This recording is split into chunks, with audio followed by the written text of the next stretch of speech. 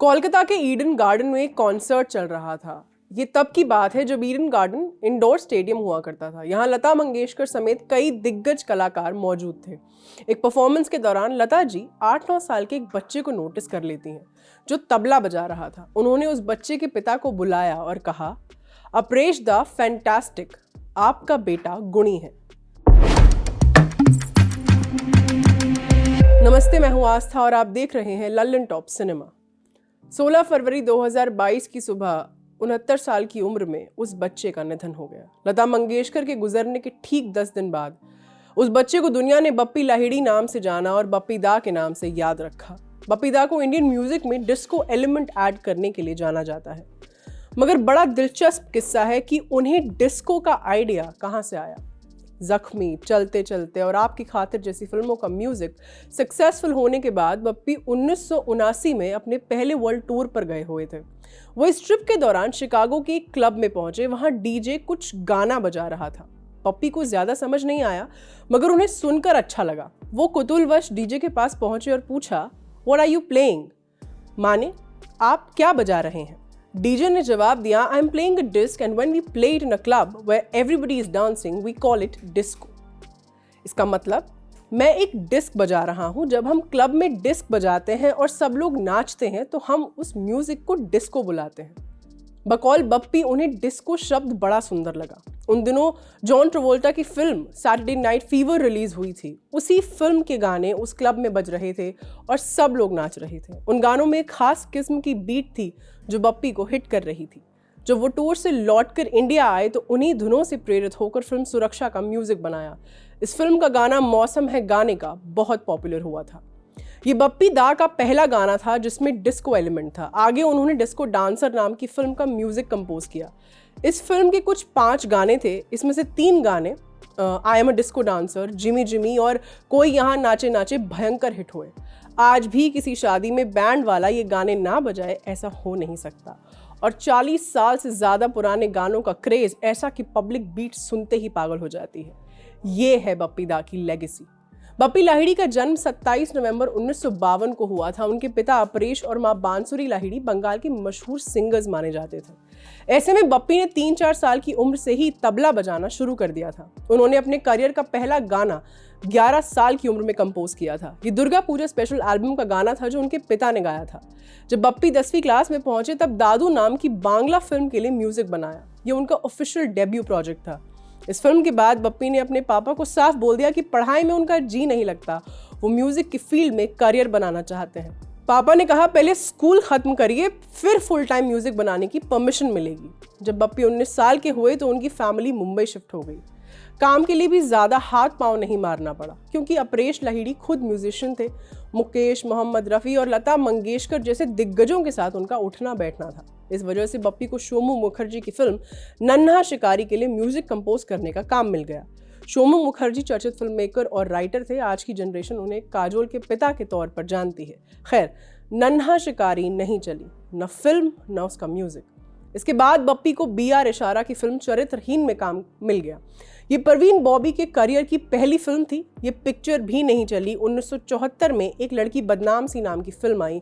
इस फिल्म का एक गाना ताहिर हुसैन ने सुना। ताहिर मशहूर फिल्म मेकर थे, आमिर खान उनके बेटे हैं। वो गाना सुनते ही ताहिर ने पूछा कि ये कौन कंपोजर है, जरा इनका पता निकालिए। वो बप्पी दा की कॉम्पोजिशन निकली। वो एक गाना सुनकर ताहिर हुसैन ने बप्पी को अपनी अगली फिल्म जख्मी के लिए साइन कर लिया। ये बप्पी की ब्रेकआउट फिल्म साबित हुई। इस फिल्म के सारे गाने हिट रहे, खासकर जलता है जिया मेरा खूब पसंद किया गया। 1976 में एक फिल्म आई थी चलते चलते। इसमें विशाल आनंद और सिमी ग्रेवाल ने लीड रोल्स किए थे। इस फिल्म में एक गाना था, कभी अलविदा ना कहना। इस गाने को किशोर कुमार ने गाया था। बप्पी बताते हैं कि इस गाने को रिकॉर्ड करते वक्त किशोर कुमार रो पड़े थे। वो इस गाने के लिरिक्स और कॉम्पोजिशन से बहुत मूव्ड हो गए थे। खांडवा में किशोर कुमार की समाधि बनी है। उनकी समाधि पर लिखा है, कभी अलविदा ना कहना। बप्पी ने अपने तमाम कॉन्सर्ट्स में ये गाने गाए। वो अधिकतर मौक़ों पर इसे कॉन्सर्ट के आखिर में गाते और लोग ये गाना सुनकर रोने लगते।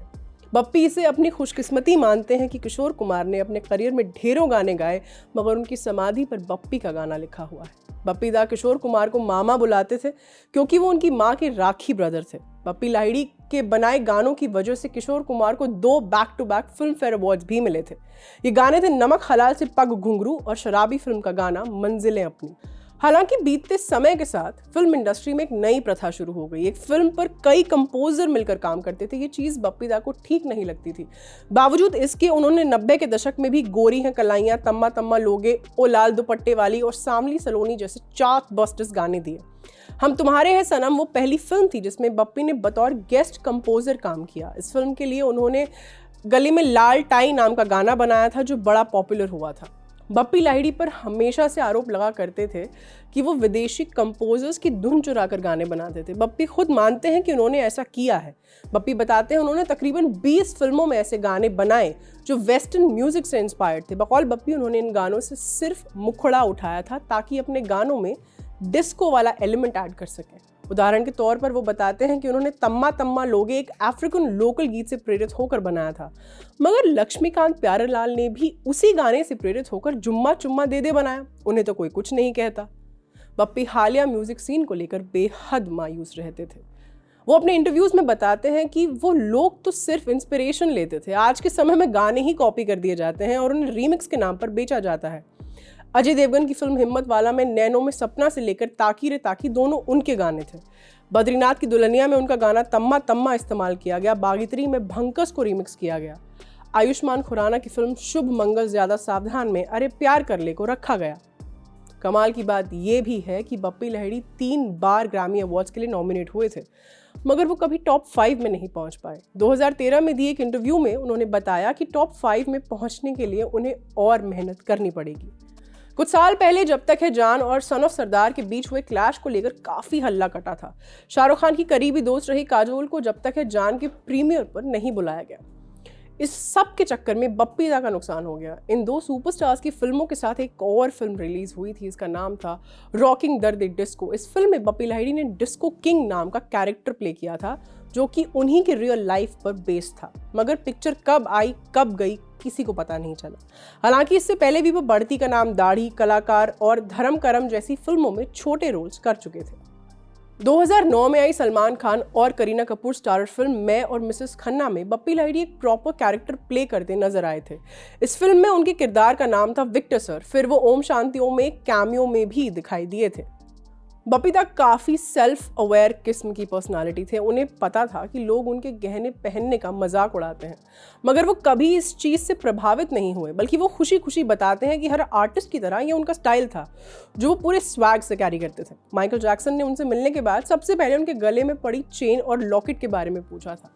एक्चुअली बप्पी दा एल्विस प्रिस्ली के भी बड़े फैन थे। उन्हीं की तरह एक क्रॉस लॉकेट अपने गले में पहना करते थे, मगर वो एस्ट्रोलॉजी में भी यकीन रखते थे। अधिकतर अंगूठियां और चेन वो इसी सुपरस्टिशन की वजह से पहनते थे। बप्पी लाहिड़ी ने अपनी करियर में 480 से ज़्यादा हिंदी और गैर हिंदी भाषी फिल्मों के लिए म्यूजिक कंपोज किया, जिसमें से अधिकतर गाने चार्ट बस्टर्स साबित हुए। वो कभी गाना नहीं चाहते थे, मगर उनके गाए कुछ गाने इतने पॉपुलर हो गए कि फिल्म मेकर्स उनकी सिंगिंग को फिल्म के लिए लकी मानने लगे। इस फेर में बप्पी दा को मजबूरन कई गानों को अपनी आवाज़ देनी पड़ी। आज वो आवाज़ शांत हो गई, मगर उनके गानों का शोर हमेशा हमारे आसपास रहेगा। ये खबर आपके लिए लिखी थी श्वेतांक ने। देखते रहिए लल्लन टॉप सिनेमा और हमारे चैनल लल्लन टॉप सिनेमा को सब्सक्राइब ज़रूर कीजिए। शुक्रिया।